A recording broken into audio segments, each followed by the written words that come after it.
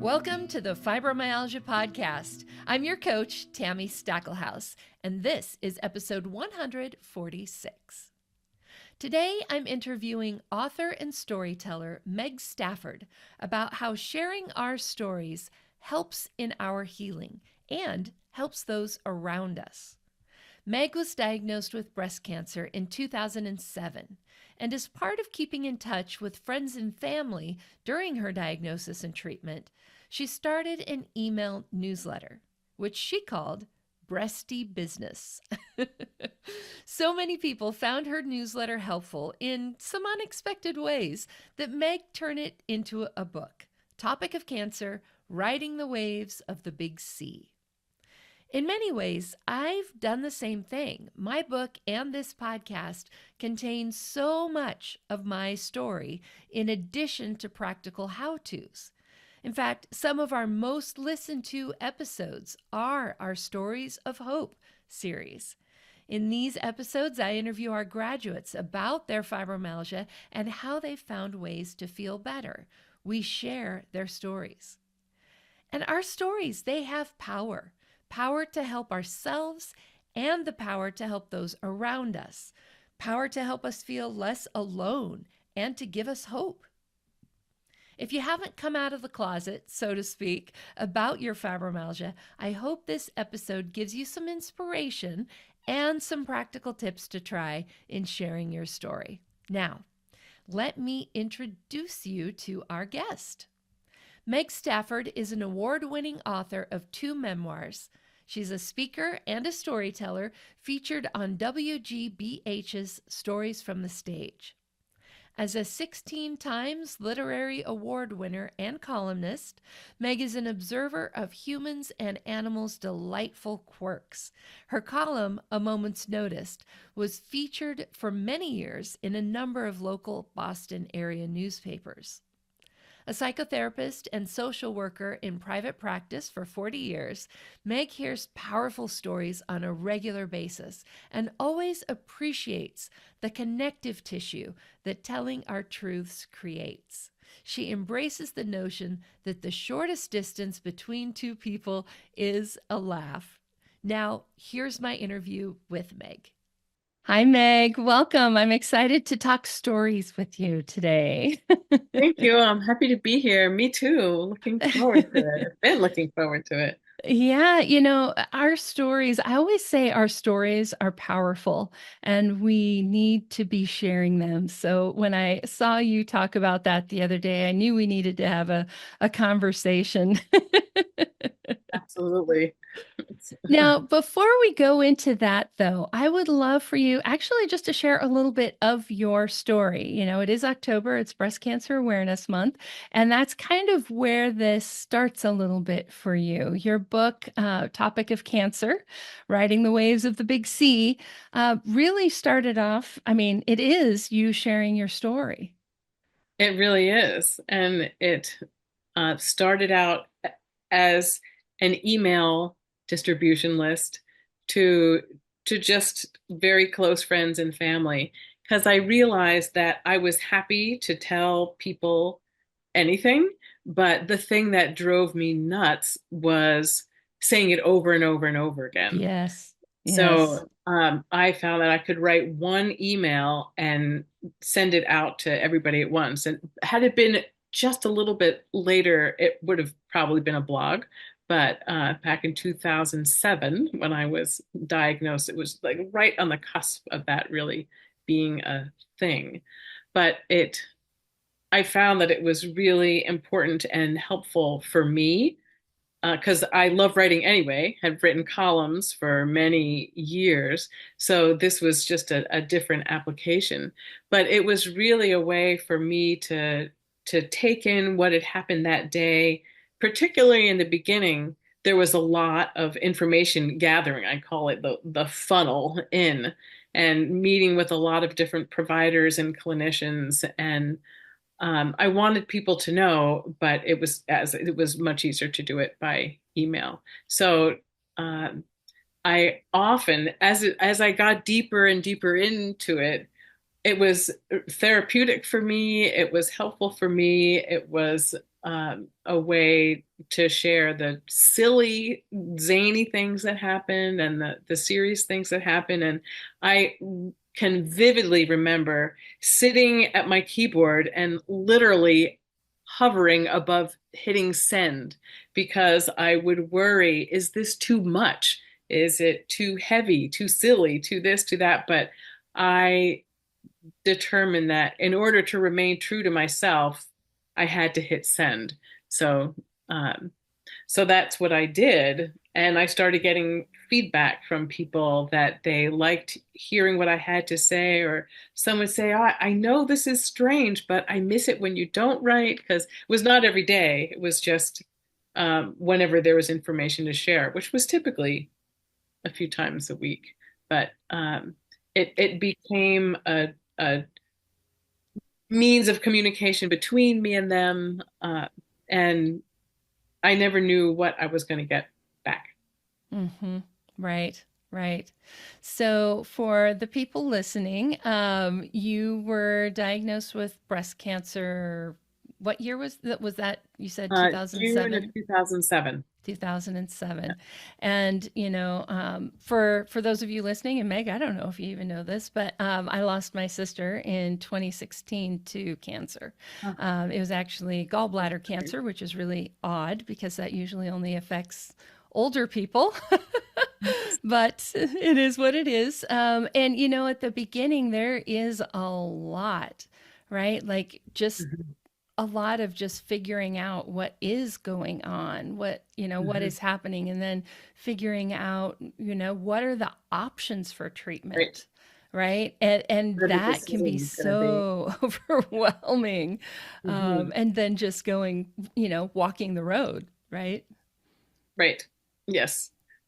That it's and knowing who your team is and who is there to provide information and who knows what. And I very consciously chose, excuse me, to not Google, to not do internet searches, because I knew that I would overload doing that. So I really relied on my team and made sure that I was really comfortable with those people so that I could get enough information to make decisions without just being flooded by it. Because Oh, it was absolutely. really important to me for my treatment to be a part of my life, but not my entire life. Some days it took over, but for the Right. most part, I wanted it to stay in its Stay in its corner. lane. Right, right. Oh, goodness. Absolutely. Absolutely. And, some of the things that you've touched on even now as we've been talking are things that I see come up with my students and my clients, particularly with my students as they go through their training program, people who become coaches, and then we go to graduation. And then there's this sort of coming out of the closet kind of where Mm, maybe you haven't really shared about your fibromyalgia with very many people, maybe just a small number of people.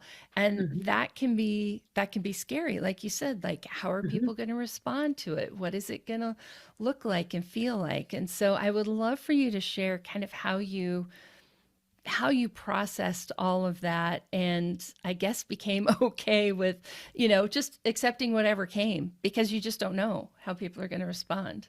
yeah.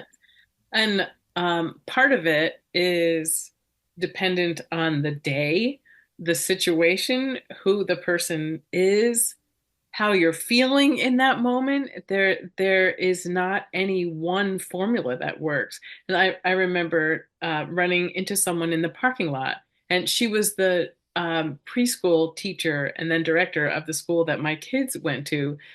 But this was at this point, my younger daughter was 12. So it was a number of years earlier. And I was close to her. But when she said, "Hey, how are you doing?"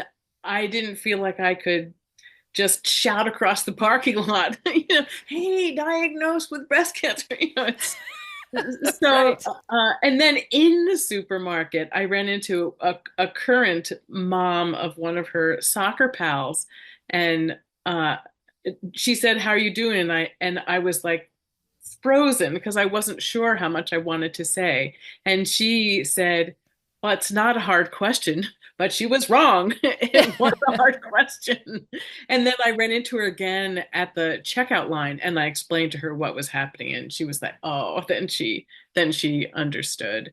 And so it really was it depends on how much time you have, how much energy you have. It really is so many factors that go into it.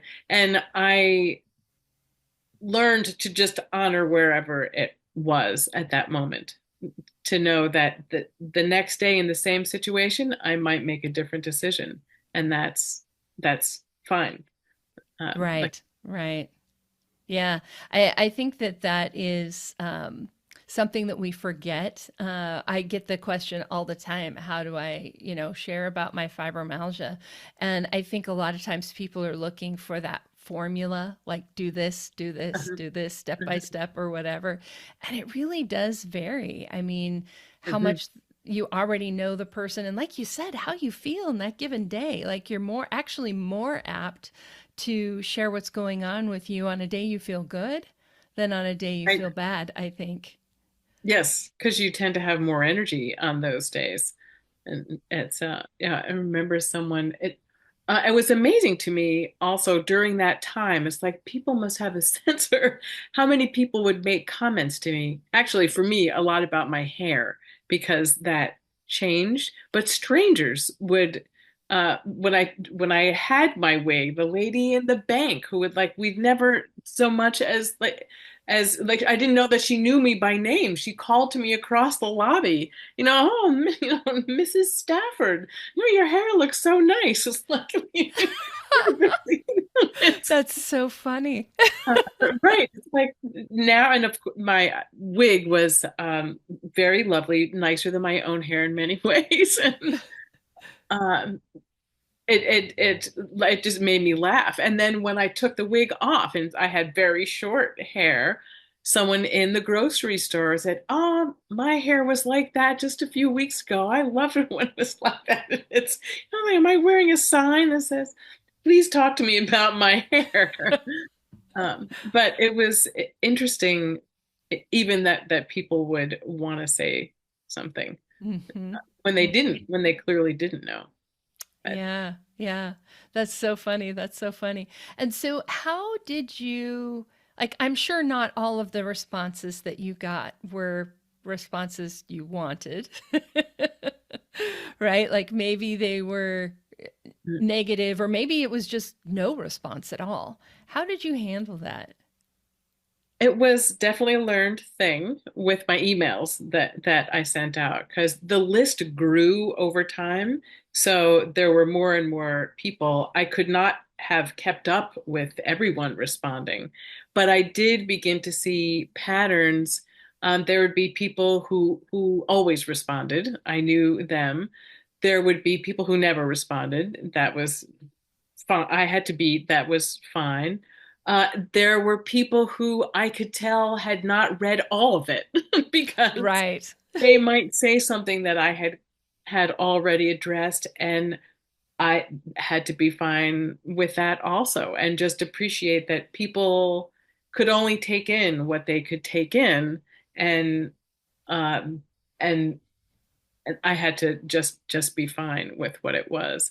And also who they told. There wasn't a way for me to know except sometimes running into someone about who who was sharing it and to whom. So Right. that was always a surprise. But I got a phone call from what turned out to be the mother of one of my older daughter's classmates from her Spanish class, which was very small, like 7 or 8 kids. And it turned out that his mom, who was younger than me, I was 49 when I was diagnosed, when she was definitely younger than me, had already been through the whole thing. And she was calling, offering to bring me food. And it took me totally off guard because right at that moment I was like feeling pretty good, and it felt funny to take food from someone who I didn't know. Yeah. And we wound up chatting, and she didn't bring me a meal, but she did bring her hats and other things that were really useful because I lost all my hair and it was cold out. Because it started in the middle of summer, but I was a baldy through the winter, and it was Yeah. really helpful to have little hats for when I wasn't wearing my wig, which was my go-to. Hmm. And that's, I know it's some people just love to wear scarves or kerchiefs. And for me, my hat was like my wig was like a hat. It was the easiest thing to just pop that thing on and be ready to go because it needed less care than my own hair. So it was Yeah. easy. So I I love that. found, Yeah, it's I think that that is one of the biggest reasons that we don't share our stories is because we're afraid of what people how people might respond. Especially you and I were talking about this before I hit record, but especially with fibromyalgia because there's a lot of stigma there too. Did you end up with, because this happens to us all the time, but did you end up with all the people telling you all the things you should try that were going to help fix your your oh, cancer? some did. Some Yeah. did. You should Eat some for this, some was take around that. diet, right? Exactly. Yeah. Eat this, don't eat that. I did do some reading and did change my diet a little, really not till after, because during treatment, well, the thing that I stopped doing was eating meat, but during treatment, there were times when I craved protein. And so sometimes in the morning, I would have chicken for breakfast, or have tuna at 7 in the morning. My kids would look at me, it was nuts, but it was part of just, I just wanted it. So Mhm. so I went for it, but Yeah. it is, yeah, people definitely have their opinions. It's, and Yeah. some people suggest particular kinds of treatments. There are people who suggest not doing anything Western and following a macrobiotic diet. And I understand a little better about that in terms of chemically what will not support the growth of the cells and what does. And so I have been more mindful about not eating red meat and trying to really limit my dairy. The tough one for me is sugar. If I could eliminate sugar, that would probably also be good, but I just try to not overdo it because you gotta Right. live life too. That's right. That's right. That's right. And one of the things that I loved at the beginning of your book was when you were talking about how many people came to you as you were sharing your story and saying how it helped them. And I think that is the if I could get y'all to get one point out of our talk today, it's this that when we share our stories, that's not just for us, that helps everyone around us. And I would love, Meg, if you had, I don't know, a story or two of illustrations for how sharing your story helped somebody else. Um, on both sides of it, like one person like directly said to me, um, I don't have breast cancer, but I now know that should I get it, I will be able to get through it. It's like Mm. that really touched me, and that's why I wanted the book to be out there, so that people could know that you can get through it, and also for the people around you. There were people who said, "Oh, now I know what my mother, sister, cousin, brother went through and didn't talk about or couldn't talk about, and I understand it so much better now." And again, that's I know there are people who are uncomfortable talking about it, so it's helpful for those around them to know what to do to be helpful. And again, that varies person to person, but one general thing I found was for people who would say to me, and I know that it was sincere, but they would say, "Let me know if I can do anything to help." And I know they meant it, but I was less likely to contact someone who said that than someone who said something like, tell me what day I can come and do your dishes, or tell me what day I can come. One person did come and shovel our driveway, which had become very icy, or what day is a good day for me to bring a meal to you. And so the specifics really made a difference in my being able to just respond rather than having to outreach to ask someone to do something. Absolutely. Yeah. Yeah. That specificity really makes a big difference in how you're going to utilize that person's help, you know? Yeah, Yeah. it Yeah. really huge. Even though I know that they mean it, it's like, but like, would they want to take me to chemotherapy or like take me to an appointment? It's like there are different levels of what people might feel comfortable doing. Mm-hmm. It's, Mm-hmm. uh, And that's actually another good sort of topic there is how do you choose like there's some people that are really close to you and you're like maybe an open book and you share maybe the gory details, right? And then there are people who like you share the details, but maybe not quite as deep. And it kind of like there's layers. And then there's the Absolutely. people on the outside that you're just like, oh, yeah, I was diagnosed with breast cancer and I'm going through treatment. And like, that's all. Huh? Yeah, yeah. So, how did you decide, like, who was on that email list, and yeah. Um, so the beginning ones are easy because they're the people that are closest and who want to know. And then over time, because my treatment extended really over a year and a half, so I remember going to a friend's house for a party, and there were people that we would see there that I wouldn't otherwise see, but I had known them for many years through those friends. And so it was definitely someone who I would be comfortable sharing what was happening. And so when someone like that would say, "Oh, can I be on your list?" then I would add them that way. So when people found out about it and asked, I always said yes. There wasn't anyone who I wouldn't want to know. It's especially, I mean, I wasn't thinking about it being in book form at the time. It was actually people starting to suggest it to me that they felt like it helped them understand so much. I should consider getting it into book form. So uh, Mm-hmm. after that, which was probably a year into maybe not quite a year, but into the full year and a half, I started realizing that it could go out further. It could be helpful to other people. But still, that was part of the like the hitting send. I still wanted to be able to really be honest so that people would have a sense of what it's actually like on a day-to-day basis and how much it changes and how much life goes on also. Like 'cause there were just fun times with my family or silly things that happened.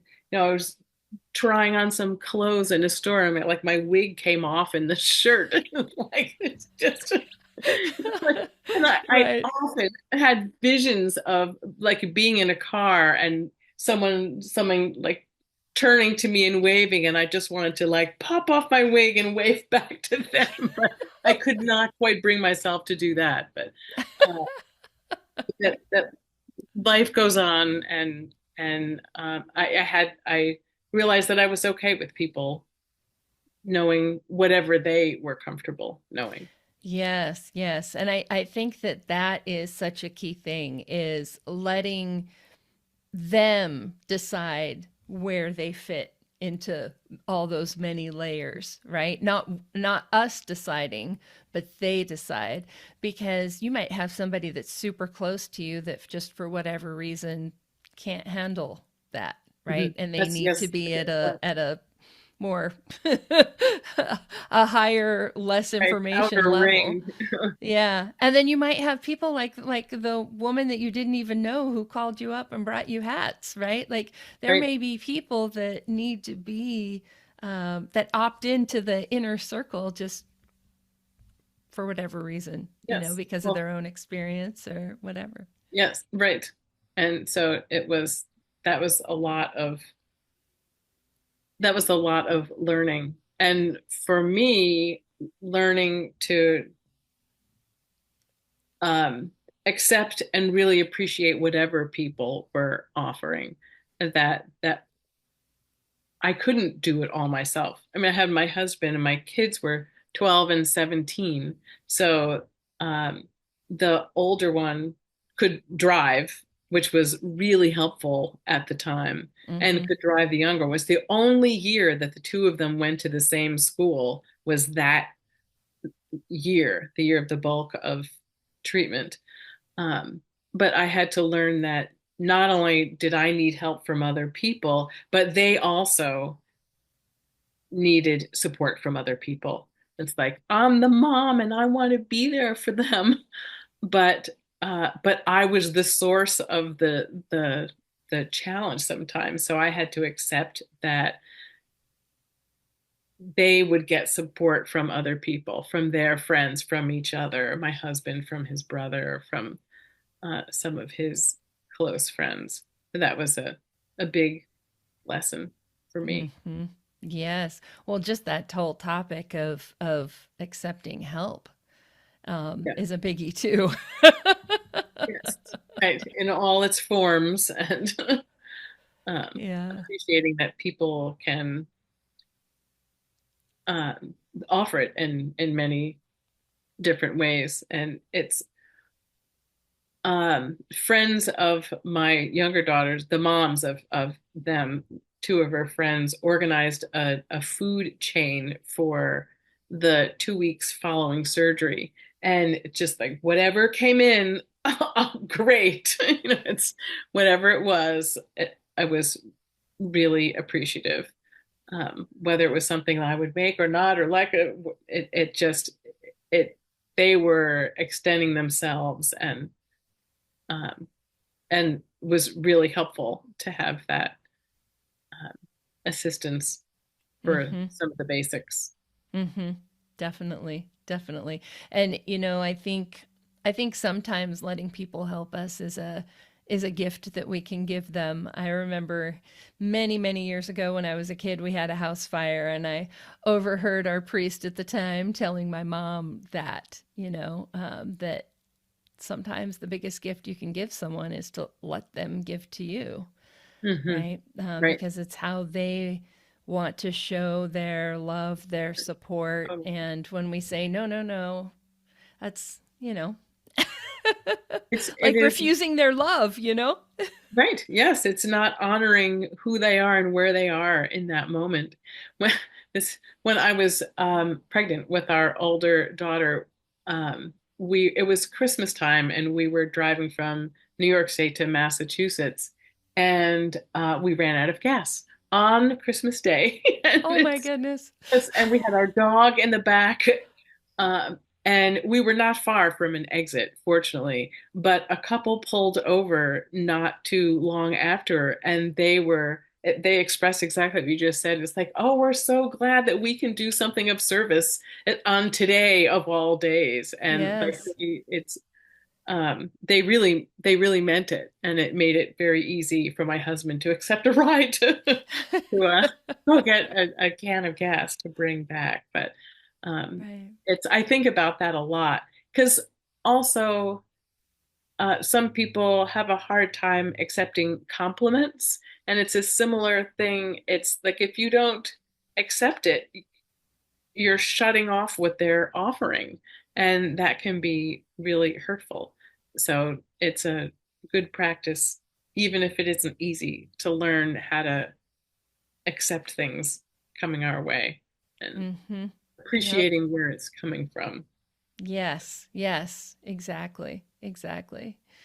Now, before we started recording, one of the things that you mentioned was that you wanted to be sure to share like the lessons that you got out of this and how everybody's lessons are different. And I think that that is so true of fibromyalgia as well, like any health issue. It teaches you things about yourself, about the people around you, about life. Like it can be such a lesson. So I would love for you to share that. That's, uh, I know that a lot of people feel that they learn to appreciate every day. And that's a good one because that's really important. And I feel like that I had, maybe I gave me a heightened sense of that, but it was something that I was already aware of from some of the challenges younger in my life and some of the deaths that had happened in my family in opportune times. So I did not take I didn't take my days for granted already, but it was this issue of learning to accept help that I really had to become more graceful about. And it's an important one because it's not just then, but at lots of other times in our lives, we need other people to do what we need to do. I mean, like, we're better together, absolutely, because Yes. nobody has the corner on everything. So that was one that I still think about and I remember like dragging the laundry basket down the stairs with my good arm and like it's someone else really could do that for me. Right. It's this push to want things to be normal, but to appreciate that when they aren't. You know, they may evolve to a different place, but um, to know that we need to take care of ourselves, and sometimes that means accepting the help and good wishes of others. It's one of Hmm. the really silly things was with my wig. I was not supposed to expose it to a lot of steam because it was curly-ish like my own. And so if I expose it to a lot of steam, it could uncurl and not easy to curl again. So like taking a pot of spaghetti off the stove, somebody else had to do that. Just like Right. Yes. everyday cooking things, or I had to like take it off and um, put it somewhere else on top of a lamp or anywhere somewhere that hopefully the cat would not curl up in it. I always had an image of our 22-pound cat curled up in my wig, but he didn't ever actually do it. But he used to like to lie on people's shoes because I now learn that people's feet have a strong scent of that person. And I thought Hmm. that my wig he might like it also, but I definitely laughed when I read that part of your book because having had many cats in my life, yes, I could absolutely see that being an issue. yeah, you get to see Uh, what he would look like with dark hair. right, right, exactly. Oh my goodness, too funny, too funny. The other thing that I really loved that you said at the beginning of your book, and this was true for my fibromyalgia journey as well, but you said at the beginning that you never had any question about if you could get through it. It was more a matter of how you were going to get through it. And I think that self-efficacy, right? That resilience that we have, that knowledge in ourselves that, okay, this is a challenge that's coming up, but it's just a matter of figuring it out. It's not a matter of, am I going to survive or not? And I think that that's an important piece too. And and I was fortunate because I knew from the beginning that my prognosis was really good. And so I could just keep my eyes on the prize there and keep moving through it. Whereas I know not everybody is afforded that kind of what felt like a certainty. And even although I was diagnosed with stage 2, it's sort of just crept into stage 2, which meant that I had to get like all this treatment at the time. We're always on a continuum of where medicine is in terms Mm-hmm. of our treatment and how sophisticated it is. But um, a friend who had also gone through it, and she had started in stage 4. I found out recently that she was um, 10 years, like she was just 40 when she was diagnosed with stage 4. And she regarded all the chemo and all the radiation as insurance. Mm. Like, okay, maybe it sure ain't pleasant, but if this is going to help prevent it, then it's worth it. And I was again fortunate because um, I was on the younger side and I was very active. So I think that being in otherwise good health is helpful. And it was helpful for me. And again, it was a time to access some of those ancillary kinds of treatments like acupuncture, which I had never done before, but I was really open to trying. And I didn't, you only know what you did do. Yeah. But I do feel like it was helpful in keeping my symptoms to a minimum so that I could bike 15 or 20 miles during chemotherapy after the first week, or I was still walking the dogs or doing whatever. But whatever it is that helps you to move through it rather than getting stuck in any one place, I think is helpful. The Mm-hmm. massage when I could, like also helpful in keeping me relaxed and um, keeping things moving in my body. Right, right. And it's sometimes it's those little things, right? Like a massage to keep things moving and keep you relaxed, you know. It's not chemotherapy, but it's part of the puzzle, right? It's part of Mhm. the whole picture that makes everything else work well. Right. Yeah. It's Yeah. I said one friend offered to come and rub my feet. It's like, oh my goodness, you're saint. It's not something that would have even occurred to me to ask, but Right. it was something that she just enjoyed and she thought would be something I would appreciate, which I certainly did. So That's awesome. any of the things that are um, any of the things that are fun to make sure that you're doing those if you're up to them.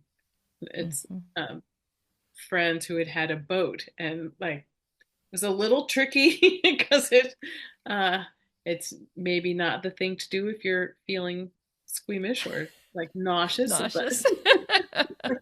Right, right. but and but going to a movie or visiting friends or going to a park, whatever it is that feels good, do it because Hmm. that's so important. Yes, it's such an important part of our healing. You know, I see that sometimes with my students and clients, right? Like this idea that I'm sick, so that means I can't have fun. And I don't know Right. where we get this idea. Right. But it's under there, you know, like Yeah. I had one of my students once tell me that when she was pretty ill and she was pretty much in bed, she didn't even let herself watch fun things on TV because she was sick and she wasn't supposed to be having fun. She was sick, right? Yeah. Yeah. And yeah, definitely. It's a great time to have people send you their silly cat videos and Yes. all. all the things that make you laugh. I would tell people, send me jokes, send me what TV show you're watching that you really enjoy, something to balance out the other stuff. Like, Mm-hmm. not every day, like anything else. Sometimes you're in the mood and sometimes not, but definitely to include it. And that it happened just the other day when actually I realized a surgeon that I had met the first time around, and this time he was uh, talking about the microsurgery, and that there are microsurgeons that perform it, and all I could imagine was that they're this big, they're These just teeny micro tiny little, surgeons. right? They're just little teeny people with little tiny implements. It's but it happened a couple of times when I I was remember you said something similar about the plastic surgeon. right. Well, we were looking at this the other day, like where's the plastic? Um, but it is more related to change and shaping something. But Mm. and the lasers, some of the signs some of the signs in places would make me chuckle. Or hearing a lullaby. I had figured I was in the radiation area, and like there's playing a lullaby down here, but it actually meant that a baby was being born, and other obviously elsewhere in the hospital. But I like, why are they playing a lullaby in the middle of it here? And that was it. But I love all the little ways of like acknowledging life, that we're still here, that we're still going, that like that joy of just being alive, is still there. absolutely, yeah. Yeah. And maybe that's one of the things that is more appreciated, because Hmm. um,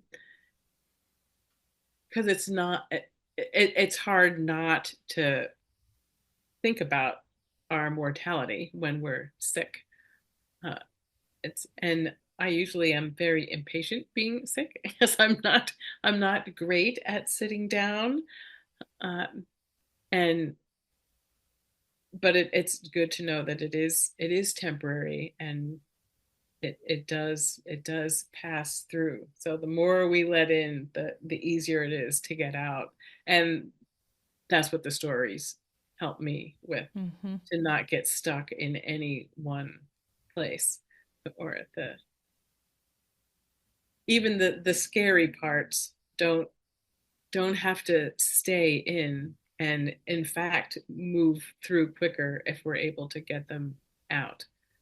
So it's um, like looking at the surgery, looking at things that were really difficult, was helpful to have somebody there for me, but also helpful to write about, because it wasn't easy, but it was done. It's like Hmm. some of those scary things, they're scary the first time, they're less scary each time after. Hmm. And it gives you a way to process all of that too. I'm sure your thoughts, your emotions, um, leading up to the surgery and everything else, like processing that through your writing. Yeah. And I think too, like when we hold those things in, they get bigger and scarier, I think, like getting it Absolutely. outside you, on a piece of paper, or even just talking to someone, that it's, you get it in the light and it doesn't look quite so Right. frightening. It takes the air out of that balloon to speak it or to write it. So in my therapy practice, I will sometimes assign people to write about, either write to someone or to write about something. And there is a process that happens in the writing of it, in the telling of it, that changes it. It transmutes it. It's so it can't. maintain its shape and its power once it's out. As you say, as the light hits it, it just uh, it can't continue to expand. So really Mm-hmm. helpful and powerful. And any of my clients who took me up on it would always say how much differently they felt afterwards. So um, Right. and for me, I like the physical act of writing. I mean, when I was writing the emails, that was on the computer, because I didn't want to have to transpose it. But Mm-hmm. um, but often the physical act of writing helps me to get it out in a different way. And so it is whatever is most accessible to people. Again, one of those personal choices. Right. Right. Absolutely. And, you know, it can even be talking out loud to yourself, you know, Right, like just right. just getting it out. There was one class that I took. It was about pain and how to manage pain, and one of the assignments was to write about your pain, and just Interesting. using your finger, not even any ink, and just like, you know, write on your leg, on the table, like whatever you want to, you know, write on. But writing it, so it's not even about necessarily having the story out there. It's just about getting it outside yourself. Hmm. Yeah. Yeah, that's interesting. Let's like think about that.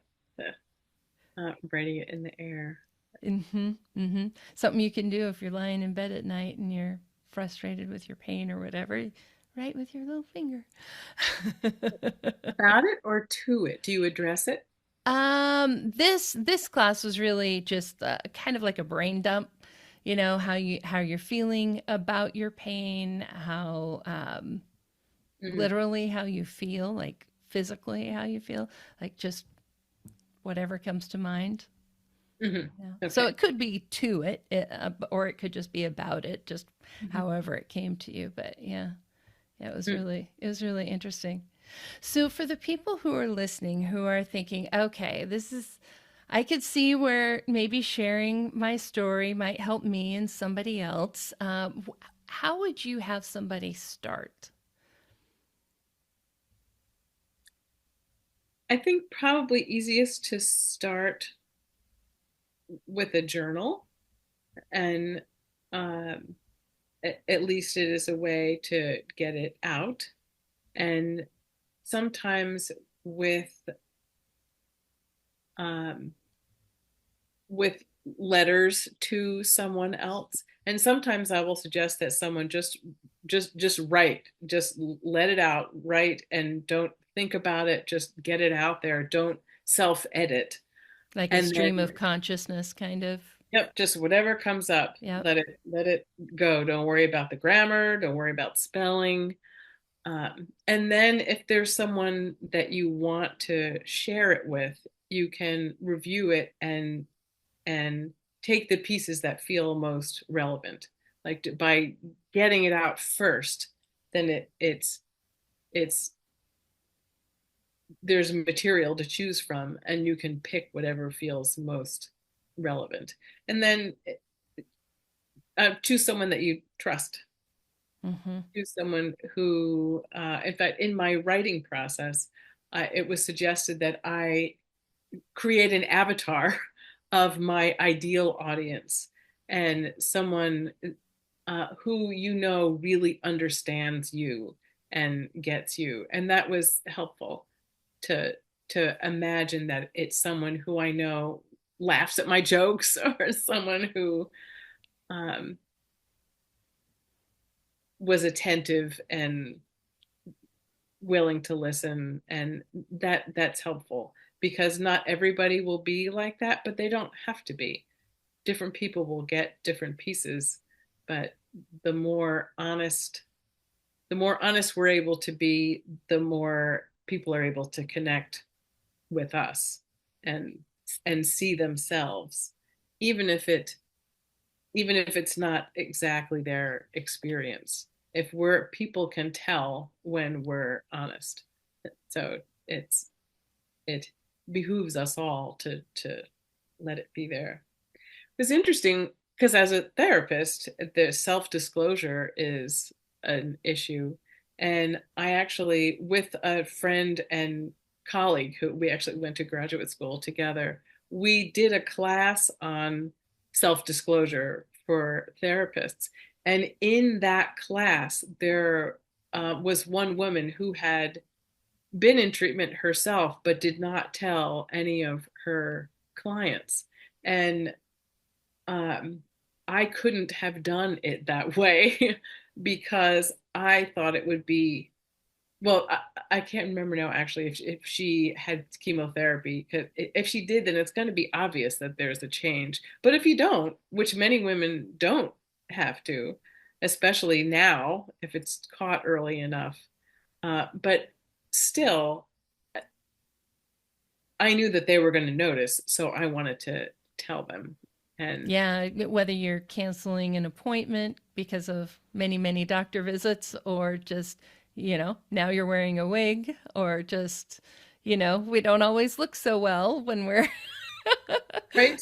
green with nausea or whatever, but And my promise to myself and to them was that I would only be in the office if I felt well enough to be there. So that there was one person who was really worried about me, and that was hard for her. But most people, I just was able to continue to carry on. And one person I realized had stayed in treatment. I felt that he was done, and I was trying to nudge him. He'd gotten to a good place, and he stayed for several more months, and then he finally admitted that he wanted to it was his way of taking care of me, that he wanted to make sure that I had clients. And like, you don't have to worry about that. But then I understood a little better where he was coming from. right, Even right. though I tried to let people know, I couldn't help how they would feel. I tried to let them know that I would only be there if I was really feeling that I could be present Hmm. and ready to work, which I was most of the time. So, Yeah. but people have their own reactions. Absolutely, absolutely.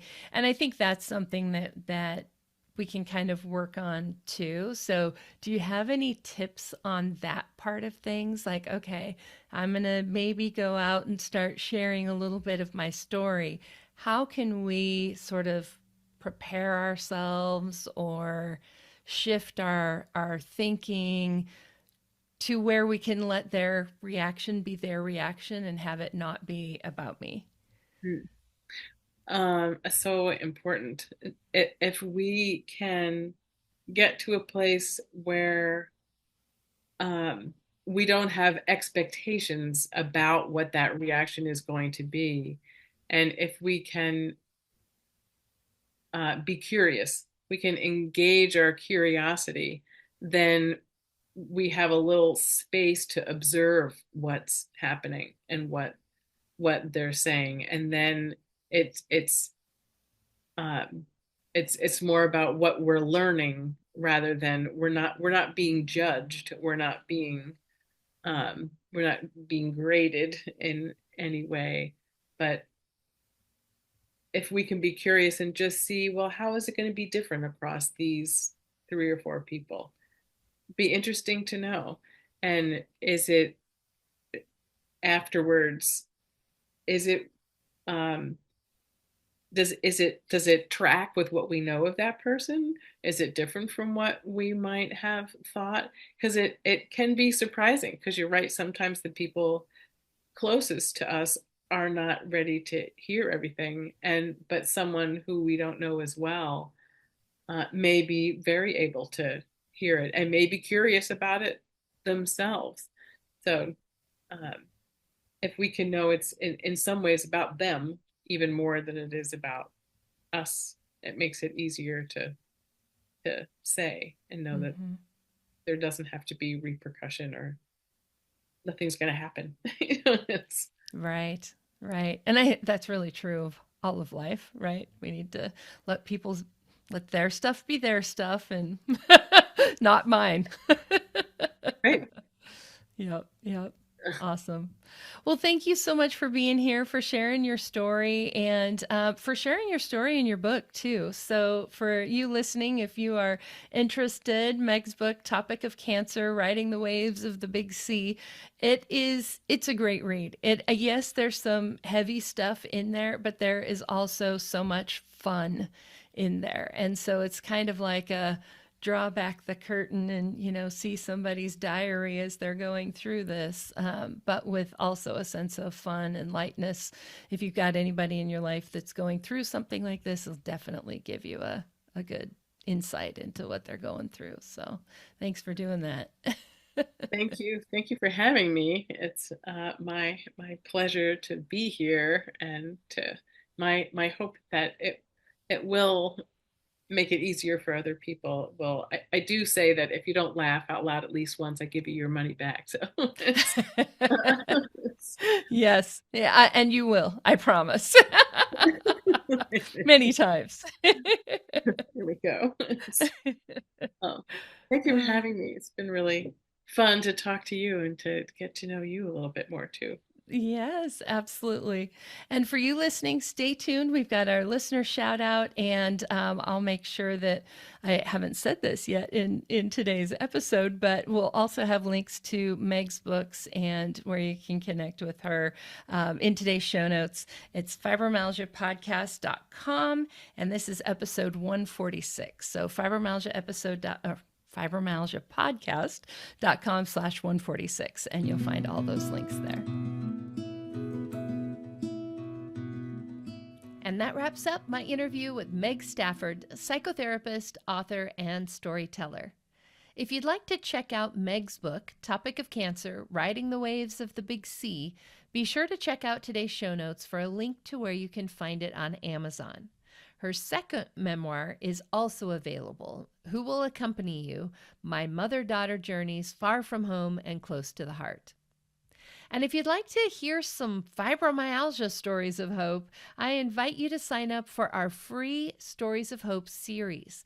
This private series features interviews with our students, graduates, and clients.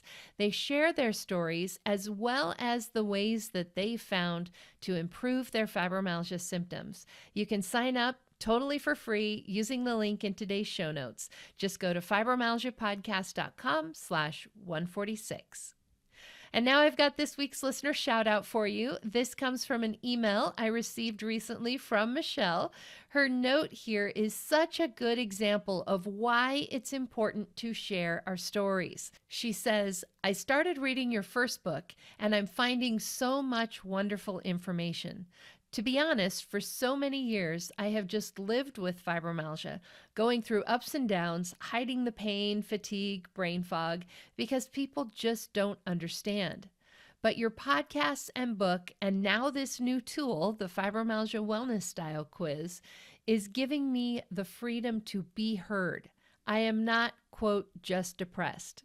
I have real pain, real fatigue. Brain fog is real. This has slowed me down. I am so thankful to you, Tami, for letting our voices be heard. I love this new tool and am very excited to use it and all the other resources you provide. Thank you so much for that, Michelle. And for those of you listening, if you're interested in checking out this new tool that she is so excited about, it's the Fibromyalgia Wellness Style Quiz. You can find a link in today's show notes at fibromyalgiapodcast.com/146, or you can just go straight to fibroquiz.com. This quiz is exclusive. I created it, so this is the only place you're going to find it.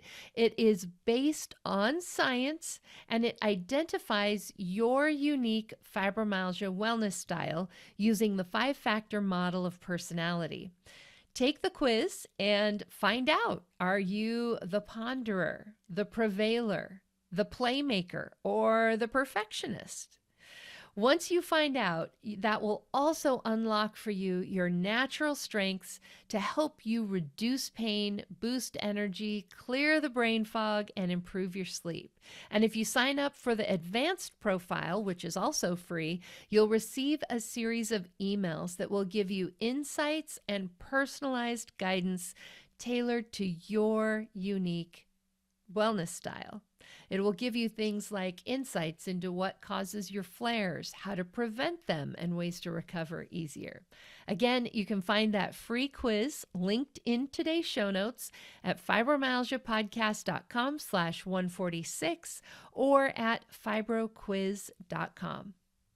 That wraps up our episode for today. I will see you all back here next time.